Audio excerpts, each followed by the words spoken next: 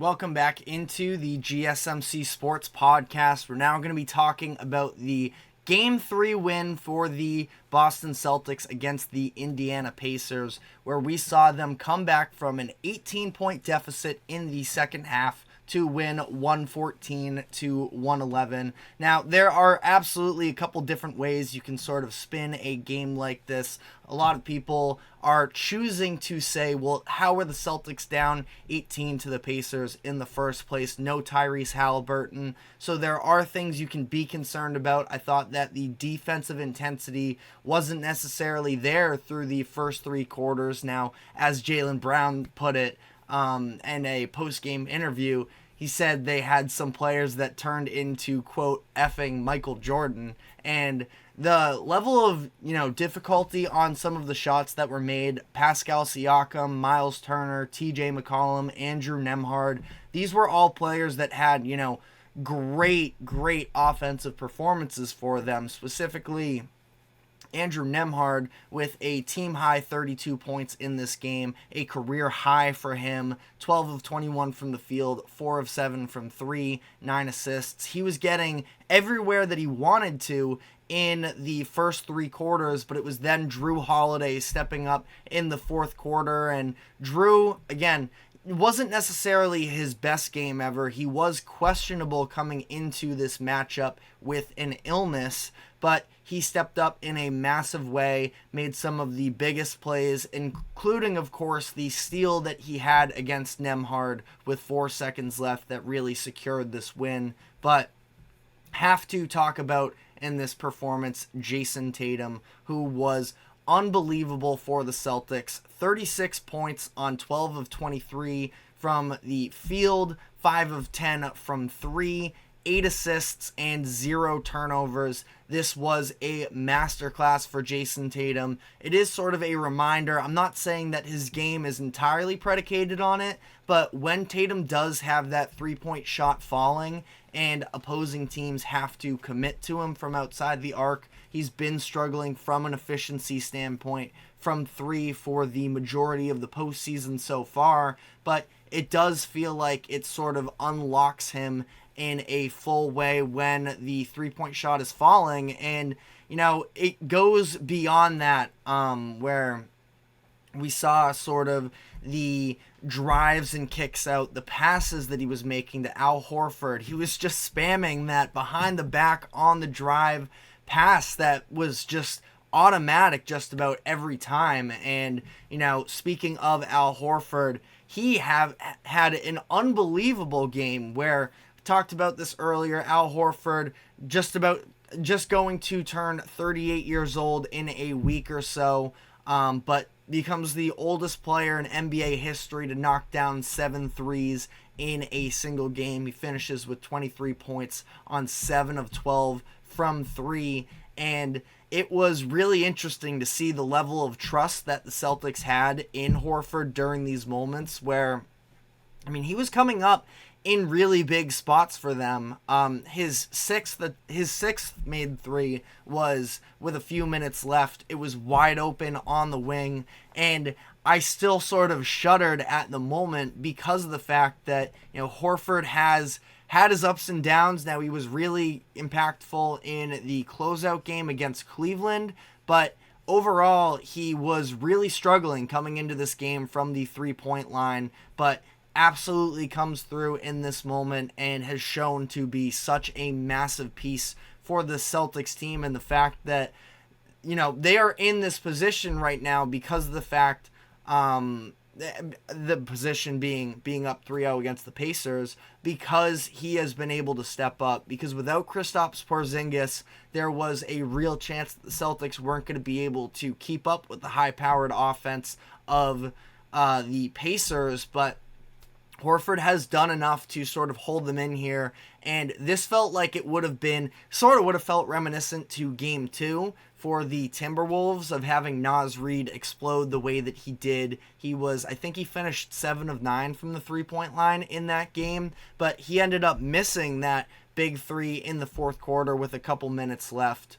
And Horford in this situation, he converts, and it would have felt like it was a, big time slip up to let this game get away from them, especially because when you're looking at the box score during the game, Tatum was playing well. Jaylen Brown, who I haven't even mentioned yet, he was also really impressive with an efficient 24 points as well. And knowing that you were getting this type of production from Al Horford, to not be able to come away with this game would have felt really concerning for them. But they do end up coming back together, and this is the type of game that they would not have won in the past, I don't think. And Joe Mazzulla sort of, it sounds like, during this stretch, kind of got on his players more than we typically see from him, of demanding them to step up, and they were able to do so. Again, it feels like the old Celtics, you can even maybe go back to earlier this season, mentally they wouldn't have been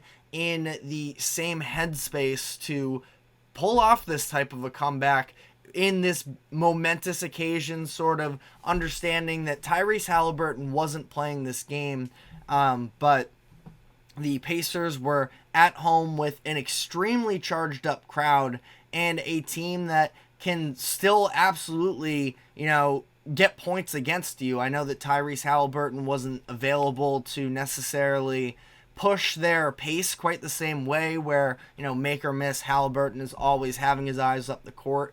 But it did feel like, for whatever it's worth, there wasn't necessarily that same defensive liability. And granted, Ben Shepherd was playing in this game. I thought the Celtics maybe should have looked to attack him more, but Celtics' game plan for the first two games was really go at Tyrese Haliburton, who was really struggling on the defensive end, and that wasn't necessarily available to them in the same way. And I do think that, Mazzulla, along with some of, those mental aspects of the game, we saw him, playing a bunch of different lineups. We saw the small ball lineup once again with O'Shea Brissett in, who's somebody who it still doesn't seem like he trusts. Now, I actually, I like the idea of the Celtics potentially having a small ball lineup to potentially run with, but he hasn't necessarily found the one that works yet, and it feels weird that, they're a game away from the finals and they are playing out with these different lineups. But there was the Xavier Tillman and Al Horford matchups that was actually having a little bit of success, even if it didn't look all that pretty in the moment. But he ends up, Mazzulla that is, gets super fired up at a mistake that Tillman made and yanked him out of the game. I just thought that he had a really good control over his team throughout here. And, I understand there are still questions with Joe Mazzulla, the head coach, but he has shown tons of growth over the course of this year. And, at this time last season, the Celtics were down 0-3 to a worse team.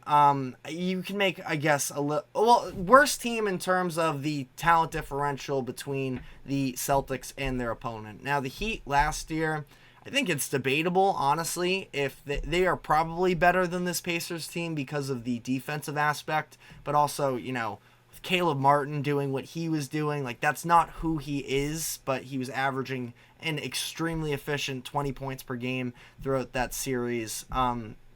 But it felt like, there were those third quarter stretches last year in that Eastern Conference Finals where the Celtics were just getting, rolled up on, and they sort of then in turn rolled over. And Mazzulla seems like he is at a place from a personal standpoint where he has elevated the level of this team to another level. And, I think it's interesting. Stephen A. Smith he's doubled down on it multiple times. The take that he has that if the Celtics were to have Ime Udoka as their head coach, they would have already been NBA champions. I think that's a crazy take, honestly, considering the fact that one NBA Finals has passed since then, and the Celtics team last year was never going to beat the Denver Nuggets, even with Ime Udoka on the team. But, Mazzulla sort of writing his own different narratives